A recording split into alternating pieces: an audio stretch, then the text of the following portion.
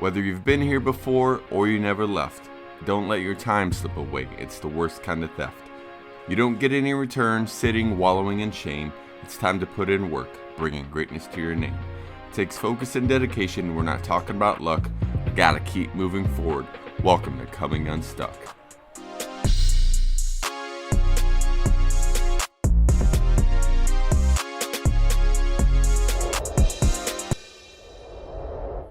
What's up, everyone? Welcome to another episode of Coming Unstuck, a Step Up to Greatness podcast. I'm here with Elie Magic, a magician, a real magician. So, Elie, I just got to ask you, man, is Hogwarts as big as it looks? Hogwarts? Yeah, Hogwarts. You know, the school for magicians? Well, it's a school for wizards. I'm a magician. I'm not a wizard. So you've never been to Hogwarts? Well, seeing that it's an imaginary thing in a movie, no, I haven't. So do you know Harry Potter? Have you ever met him? No, I have not met Harry Potter. Hermione? I haven't met Hermione. All right, well, this interview is a little different than I thought it was going to be. With that, does it make you and others in the magician community angry that companies like Marvel cast actors like Cumberbatch and Elizabeth Olsen to play wizards and witches when they could use you? not really, because I'm not an actor, so I don't think I would do well in a Marvel movie, whereas an actor and actress would. But you're a magician, so you could do the stuff instead of them having to use visual effects. You could just do the stuff that they do in the movie. I guess, yeah. I'd never really thought of it that way. So doesn't it make you angry? Sure. Okay. Well, you're being pretty humble. So if I could get you to brag for a minute, like, what's the greatest, like, biggest spell you've cast? Spell? Yeah, spell. You're a magician. Like, spells. Like, turn someone into a frog or, made someone disappear. That's not what kind of magic I do. I don't cast spells. Okay. So how about this? For, this is just my second season, this podcast episode. How much would it cost me if I hired you to cast a spell for like 1 million viewers and listeners?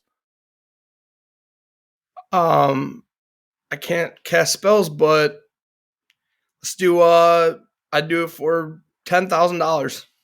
$10,000. Okay. What about like 1,000 listeners then? 1,000 listeners? Yeah.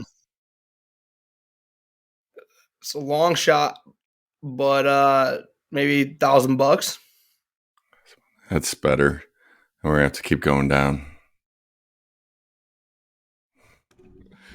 What's going on, everyone? Welcome to another episode of Coming Unstuck, a Step Up to Greatness podcast.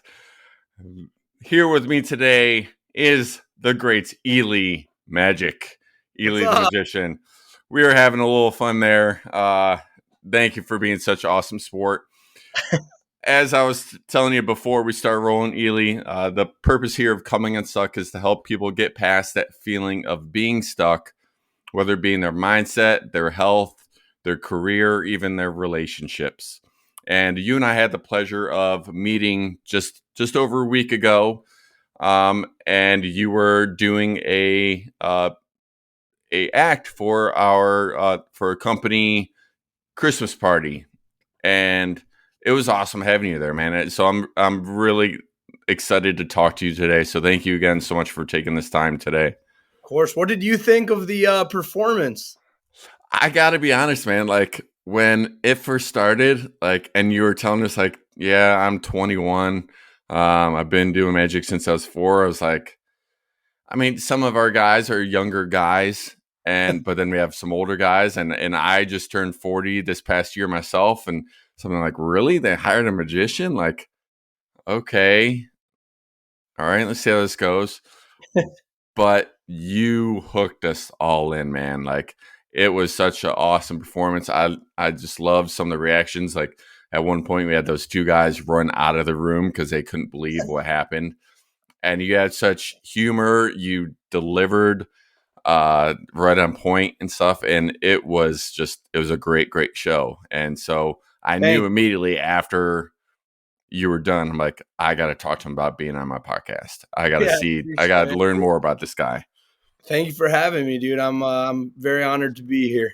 And thank you again for having that fun little between two ferns start. That was just a lot of fun, and hopefully we'll get some giggles on that one. So, I love it. um, so how and when did you first get into magic? Because I heard a little bit of your story, last week, but to get a little bit more and for our listeners and viewers, because this is the first video episode that we're doing for the next season of Coming Unstuck. So, um, how and when did you get into magic? Like, what made you be like, huh, this is cool. This is what I want to do. Right, definitely. So, when I was 4 years old, my mom introduced magic to me.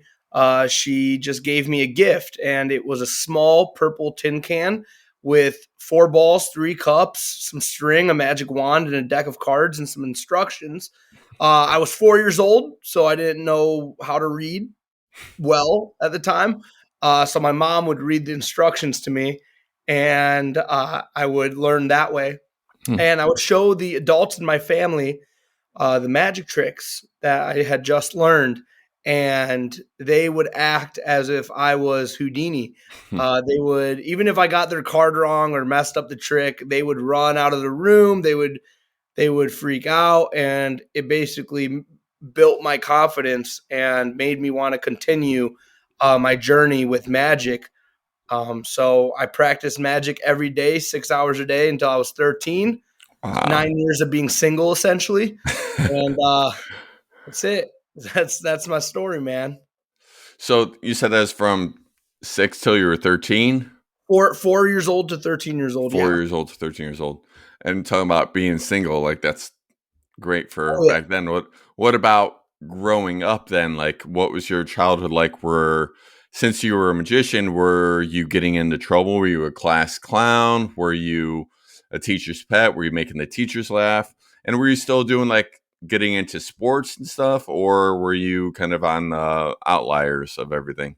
It's a great question. Honestly, I wish I was a teacher's pet. I don't think any of the teachers liked me because I was the class clown. I was always interrupting. I was always making loud noises and being extra. And I would do anything to grab attention. I love attention. And all my life, I would scream, act out, just be an idiot, make people laugh. And the teachers, I really believe they'd never forgot me because now they comment on my Facebook post, my There Instagram you go. post. They DM me, how you doing? Let's get lunch. Let's catch up. Like, it's really cool to see that because I was never like a jerk though. You know what I mean? Like, I never was like a total jerk. I was just the fun, loud kid that they wanted to, they were like, shut up, dude. Like, let us teach. So, that's basically who I was in school growing up. And yeah, I did sports in middle school. I did football all 4 years of my middle school career, and I only did it because I was trying to fit in. I love the sport of football. I love watching the Browns play, but it's not for me. I never was meant to play football. I just did it because I wanted to be with the cool kids, and that's wrong. I learned in high school, like, screw that, be yourself. That's what's important. What position did you play in football? I played on offense and defense as a right guard and a right tackle. There you go. Yeah. Yeah, I was kind of the same. Like, again, you saw me just over a week ago, and so I have a little bit bigger frame, and but we had a lot of athletic guys stuff. So I played football in 8th grade myself, and I was a right guard as Oh, well. nice. Yeah, and That's a lineman.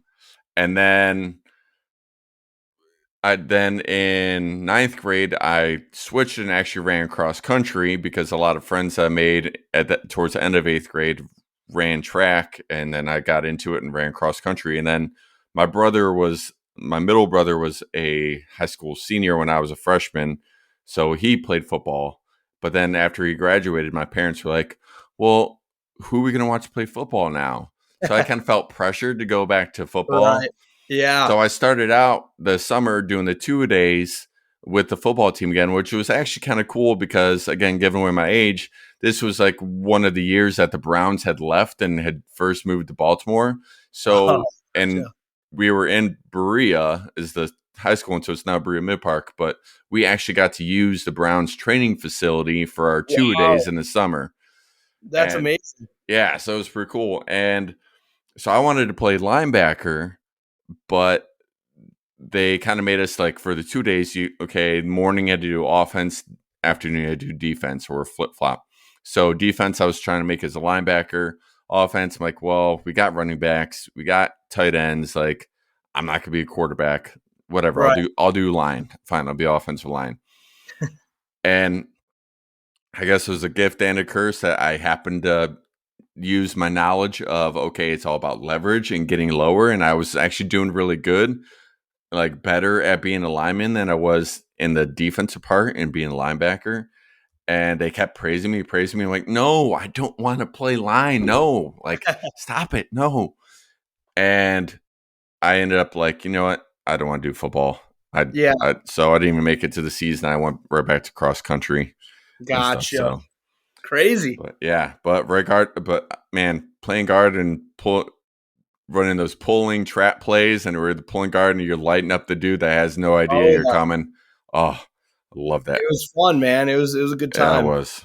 It was. So you still did, you said you kind of from 4 to 13. What about from 13 to where you are now, 21, and continuing with the Magic? That's what I like to call the go time period. And what that means is I was done practicing like religiously in front of a mirror. And now I was honing in my craft and doing it professionally. Okay. That was the biggest move when I was 13. And I did my first gig at Oak Barrel. That's what it's called, Oak Barrel in Independence, for $50 Wow. for 4 hours of magic. Yeah, I know. It was a lot of magic for only $50.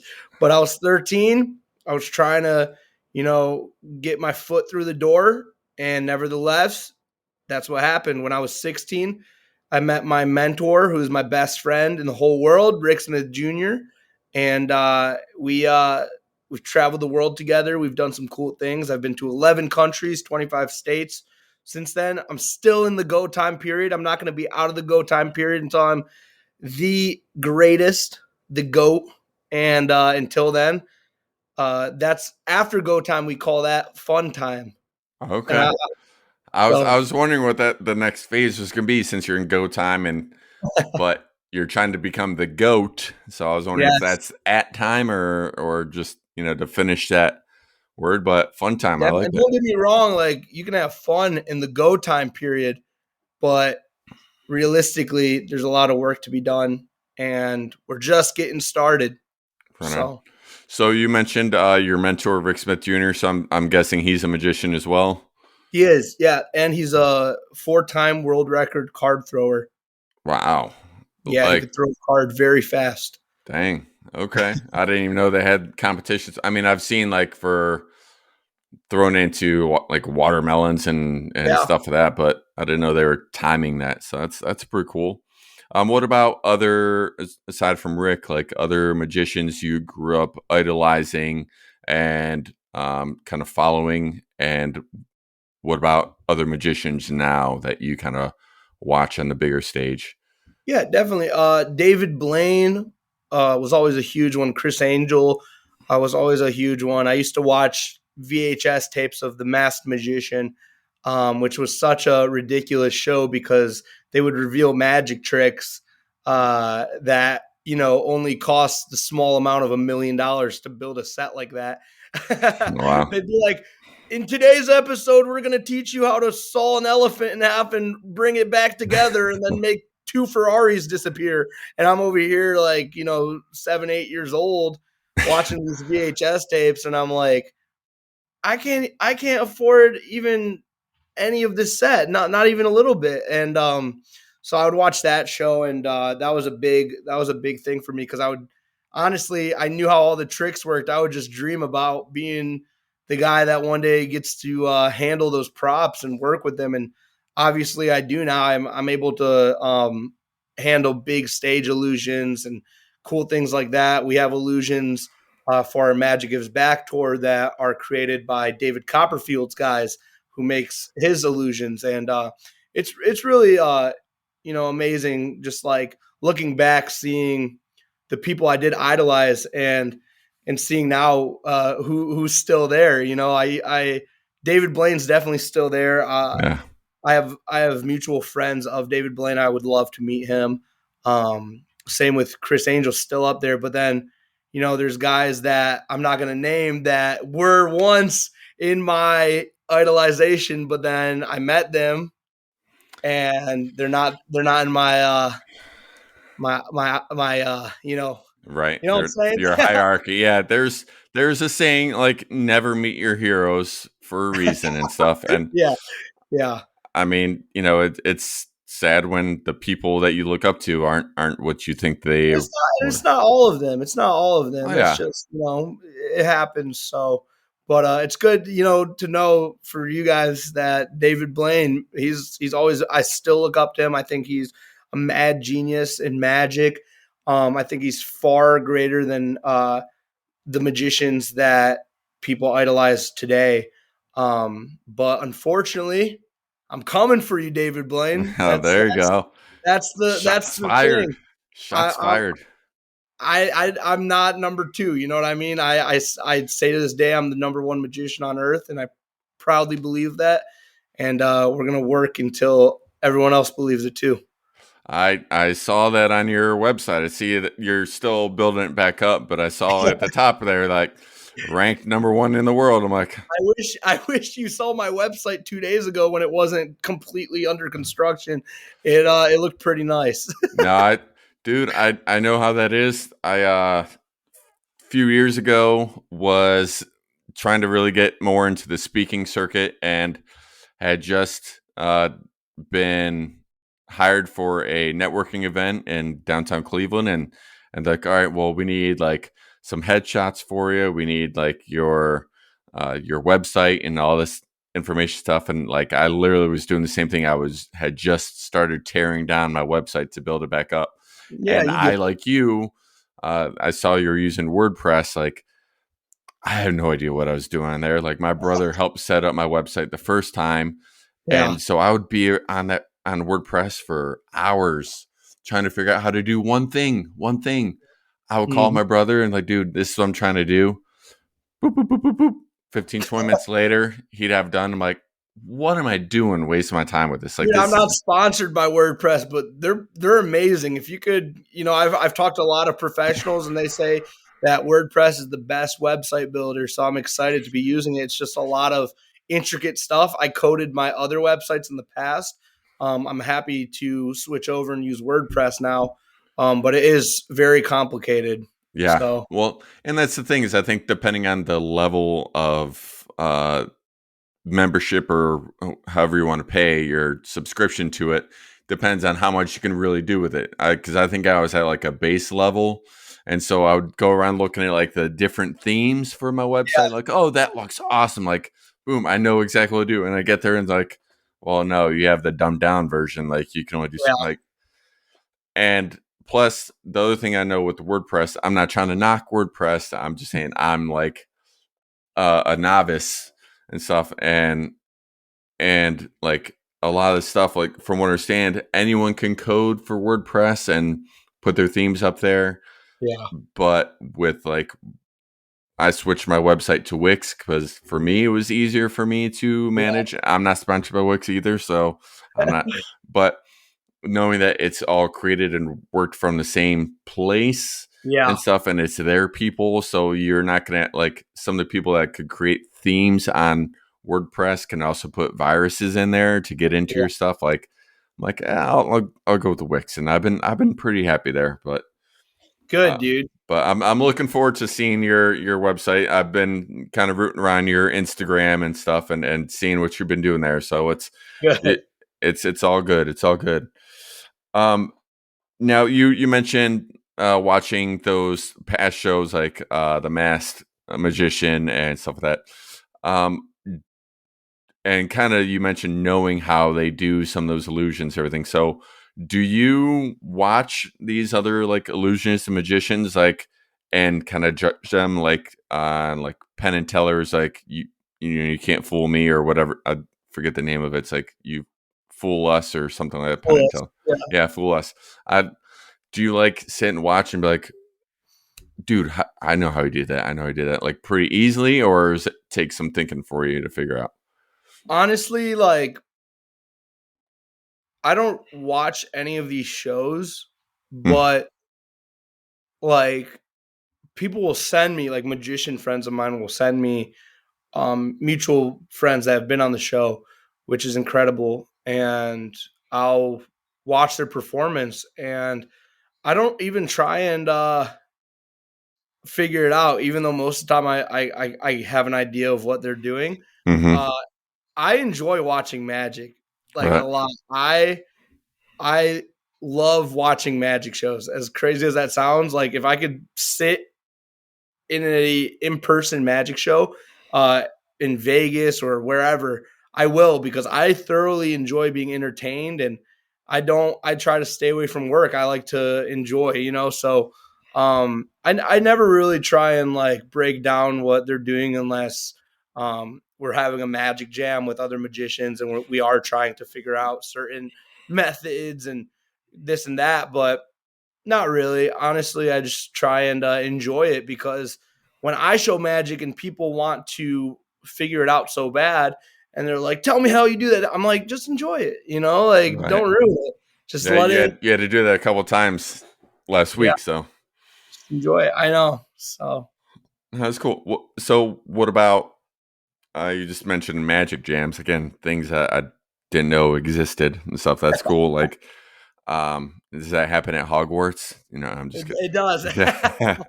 No, magic jams. Essentially, we all go to like a place, whether it be like Dave and Buster's or the Wild Eagle or wherever, and we get a huge table, and we invite all the magicians from Ohio, and we sit down amongst ourselves and we show each other new magic we've been working on. And the coolest part about it is we reveal our secrets to one another, trying to help each other out.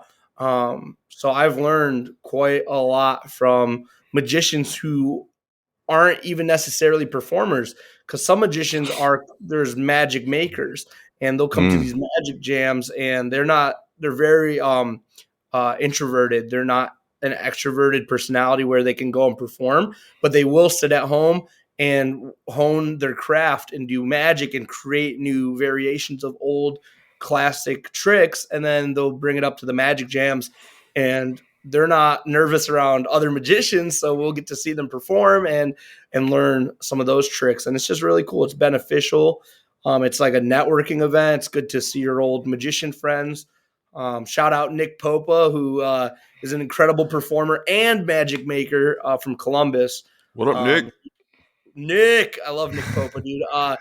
He's the coolest dude ever. I remember we were like at TGIF. Is that what it's called? TGIF Fridays. TGI Fridays, yeah.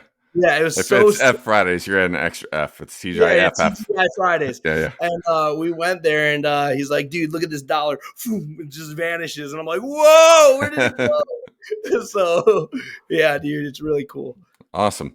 So with that, with these guys that are just the magic makers, as you call them, they come to these magic jams, and like I said, you're revealing how you do these tricks. Like, do these guys get like any kind of kickbacks for showing you guys these tricks? Like, do you guys like foot the bill at least for them, like so they're eating it and getting gas for free or whatever, or they're Yeah, I just mean, it's just goodwilling it to you guys. no, I mean usually the bill's on one. We take care of it, and when it comes to how they make money off of this when they're not performing, because it's a great question. How are these guys making money? Well, there's certain websites online that are very well known. There's like websites like Illusionist, I can say that. And there's plenty of other magic websites. Some are private, some are public. And these guys will sell their tricks to these websites, and magicians that want to learn magic can buy them for like whatever it'd be, $10, $20, $40, and depending on the uh, type of trick, the whether it's beginner, intermediate, advanced, whatever, all relevant to how much it will cost, and that's how they make money. Okay, that's pretty cool because I was thinking you have the songwriters and stuff like they usually will sell their song to Yeah. student musicians. So I was thinking okay, well, if everyone's just Well, showing up, but that makes sense. Well, for example, Nick Popo, we're sitting at TGI Fridays and he takes the dollar bill and makes it disappear. I look at him, I say, "How much?" He's like, Mm. "What do you mean?" I go, I need to know how you did that. How much do you want?" He's like, "I will teach you for $20." So I gave him $20. He taught me, and he helped me learn it. And yeah, so there's things that happen like that. So then he basically made $21 disappear then. Exactly. Yeah. Oh Nice. yeah. Right into his pocket. Awesome. Awesome. So what about the other part, like coming up with a trick yourself? Like what goes into that process for you? Are you looking at old tricks and just Yeah. trying to create new spins, or do you actually come up with brand new tricks like no one's ever tried before? Yeah, both. I'm always trying to come up with things that no one's ever done because that's the stuff that's different. That's the Mm-hmm. stuff that has the most viral continuity. And I, I'm always. It's just so hard. And I've actually, I'm COVID is always a blessing and a curse.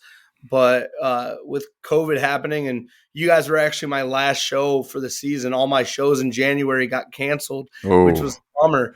But looking on the bright side and at the positives, I'm able to hone my craft, and I have been working with old classic, you know, magic.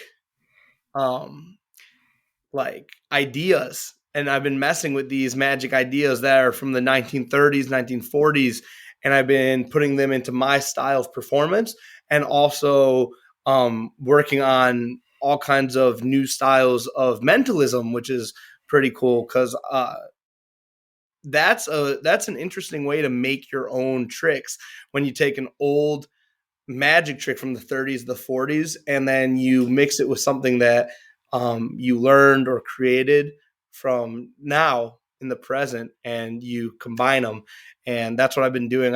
I recently took a method of an old 1930s trick involving music, and I've put it into my act recently, which is actually you saw that in the show with the gentleman. His song started playing on YouTube. I don't okay. know if Yeah, you know. yeah, yeah. Yeah, That so was that's a awesome. very old method. It's almost 100 years old. So Wow. I didn't think iPhones were that old. no, yeah, exactly right. No, that's awesome. You mentioned COVID, man. It's like that mentalism, man. You read my mind. I was going to ask you, like, how has COVID like affected you and your growth as like a magician and stuff over the last 2 years? Obviously, Omicron's gonna give you some time off now, but like, Definitely. how has it affected your last 2 years? Because you know, I mentioned a couple years ago, I was just trying to break in the speaking circuit, and then just in November, I had my first speaking gig in over a year because everyone like shut down everything. So Right. how have you been continuing to like progress and push forward, especially building your showmanship in your career Definitely. during these 2 years?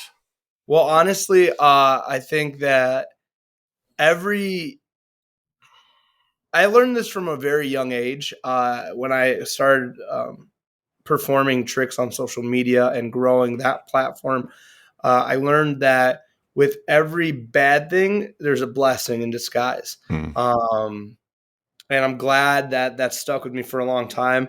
With every problem comes a solution, things like that. And COVID sucks, man. Everyone's going through it. I can't say that I have it worse than anyone else. So honestly, obviously it's affected business, you know, exponentially. In 2019, I did 250 shows. In 2020, I did 10 shows. In 2021, I did almost 180, which is incredible because things were going back to normal. And this year is not looking good so far, 2022. But I will say that's okay because I'm still going to continue reaching the masses on social media. I'm going to continue practicing magic, and I'm going to do collaborations this year. It's going to be awesome, and I'm very excited. COVID, it's a storm, and it's going to pass eventually. You know what I mean? Yep. So, When we were doing our Between Two Ferns riff, I was almost going to ask you, like, dude, how come you and your friends haven't, like, cast a spell to make COVID disappear? Like, what are you guys dragging your feet for? Like, I wish I could, dude. Is it he who shall not be named? Is he keeping you from doing it? Like, what's going on here? Like, so. Yeah, dude, literally. I honestly, bro, I wish I could because, it affected everyone. But honestly, we're going to get through it, man. We're all human. We've seen worse. Look at history. As a human society, we have seen much worse and been through much worse. This is nothing. You know what I mean? I appreciate your optimism, man. I really hope that's the case because I do too. You saw me. I was one of two people with that group that was wearing masks. So yeah. So it's gonna take some convincing, I know that you're right. So, you mentioned you've traveled to many places and met all kinds of people and stuff. Like, what are some of the highlights of places you've been to and the people you've performed for? Okay. Sweden has the most beautiful people ever. Guys and girls, they look like models, dude. All of them. I don't know what the genetic code in Sweden is, but it's phenomenal. I don't know what they're doing over there. Pretty sure it's free healthcare. Get on it, US. Get on it. Come on. Yeah, legitimately, because they're all beautiful. But when it really comes to like memories of traveling, I'll always take it back to my home country of Lebanon. I've been able to inspire impact over there, and it's been incredible. I love going to the village, Amun, El Kura. That's where I'm from. Okay. And I love going and seeing all the kids come to the Malab, which is like the soccer field in the village. And we'll all go there and I'll show them magic. And it's always a, very memorable moment whenever I'm there. I loved Mexico. I loved Denmark. I loved Jordan, France. Everywhere I've gone, I've loved. I wish I've gone more places. Honestly, I can't wait to travel more and spread magic more. That's the beauty of social media.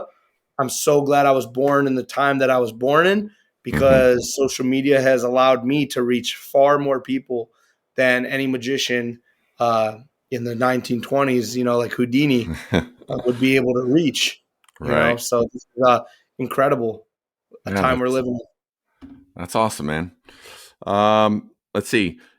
When you do like your bigger stage shows, do you have any kind of walk-up music? Like what's your jam? Like what do you get into? What gets you excited and pumped ready for your shows? I love that. I love it, man. The pump up song.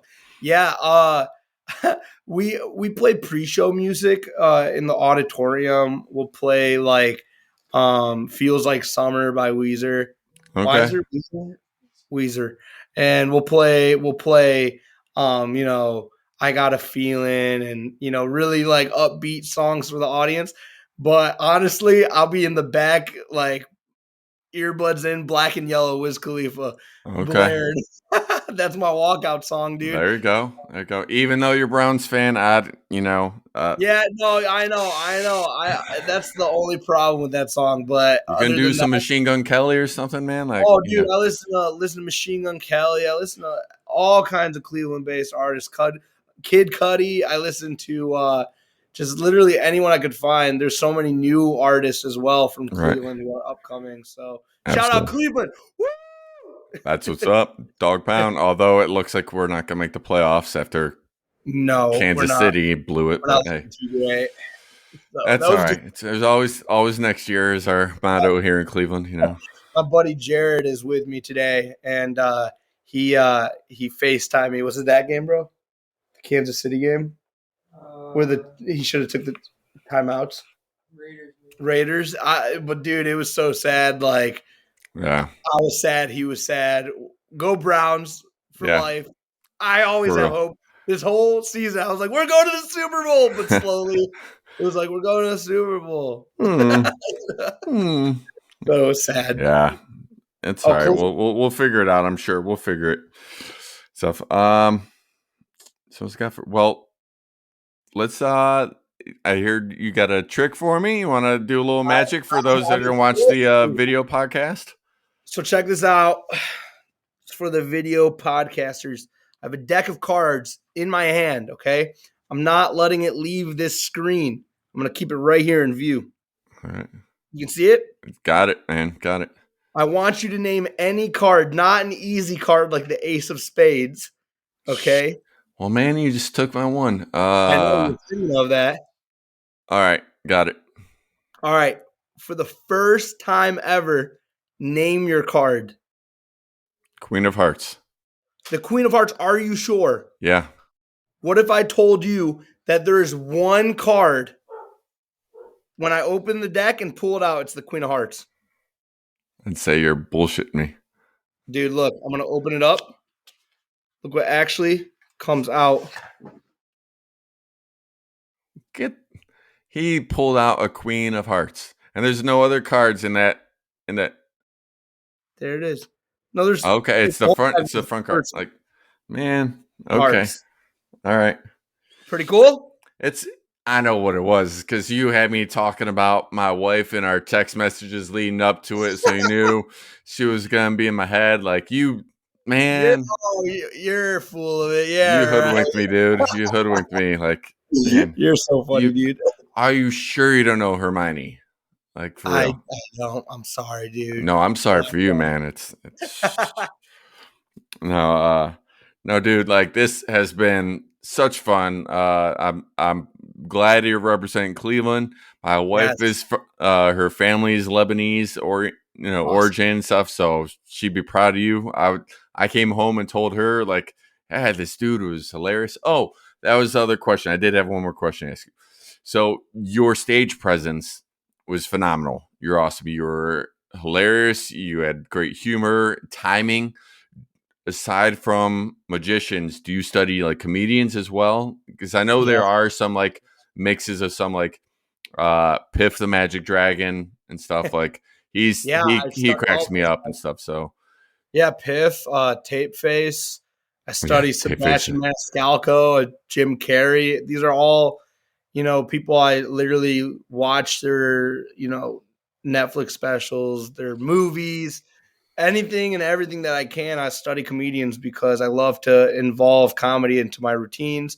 It makes it fun and keeps everyone on their toes, just laughing and excited for the next thing. I also study other magicians who are comedy magicians, so they'll do magic and also involve comedy in their routine. And I love to switch up what they're saying and make it better. So nice. Now, one more thing is. Again, this podcast is coming unstuck, and it's helping you overcome the feeling of being stuck. Maybe you're working on a new trick, and you just keep hitting this mental block, or maybe you just had a month worth of shows canceled, and that's kind of got you down and stuff. Like, you kind of already hinted towards it, stuff about looking for the silver lining in the dark cloud stuff. But like, what are the steps you take, or the people you talk to, or the things that you do personally to help you come unstuck and keep moving forward? You have to continue to keep moving forward, and you have to surround yourself with people that love and care about you. It doesn't have to be family, just anyone who is good for you. Show me your friends, I'll show you your future is the truest thing that I've ever been told. Surround yourselves with an environment of good people, good food, good music, good vibes, and keep your head up, keep smiling, and continue to move forward. Awesome. You know, every single one of us are like snowflakes. We're all different. Every single one of us. There's not one of us on this earth alike. Okay, we're all different, which means we're all here for our own individual purpose. Okay? Absolutely. And that's what you have to do. Hone in your craft, hone in your purpose, make people smile, and repeat. Awesome. There's not many people I would let get away with calling me a snowflake, but you, my friend, are one of them. So I appreciate it. I appreciate you being on. Where can our listeners find you and learn more about you? Follow me on Instagram at Elie Magic. That's ELIE Magic. And that's all that I have. All right. His website is also eliemagic.com, but it's under construction right now. He's got the wizards and witches in the background, kind of putting it back together, casting their spells, and I'm sure it's going to be phenomenal. Elie, I know January is not looking like you want to, but just keep doing what you're doing, man. Like, you were awesome. I really enjoyed your performance last week. I really enjoyed talking to you today. Such a pleasure. Wishing you the best of luck, and can't wait to see you continue climbing that ladder and be that number one magician that you're already proclaiming yourself to be. David Blaine, watch out, dude. Watch out. He already fired shots. Just look out. Elie, thank you so much, man. I appreciate it. Been an honor. I appreciate it. And for all you listeners, just make sure, like you said, surround yourself with great people, great surroundings. Keep moving forward and step up to greatness. Get out of here. Go be great. What's going on, friends? Dustin Gruss, the greatness facilitator and host of Coming Unstuck, a Step Up to Greatness podcast, wanting to say thank you so much for checking out this podcast. Now, if you're not normally a visual person when it comes to your podcast, do remember that you can check it out on your normal audio streaming services. In case you're jogging, running, working out, driving, you want to make sure you keep those eyes where they need to be. So check it out on your normal streaming services. If you are a video person, though, be sure to like and subscribe to my channel, Step Up to Greatness, as you will be notified of when videos like this video podcast drops, as well as other video series such as Friday Fables and short stories. For all things greatness and greatness facilitating, be sure to check out my website, www.stepuptogreatness.com. And if you want to speak with me one-on-one about how I can help you find that life of greatness and to come unstuck, you can reach me at dustin@stepuptogreatness.com. In the meantime, keep moving forward and step up to greatness. Get out here, go be great.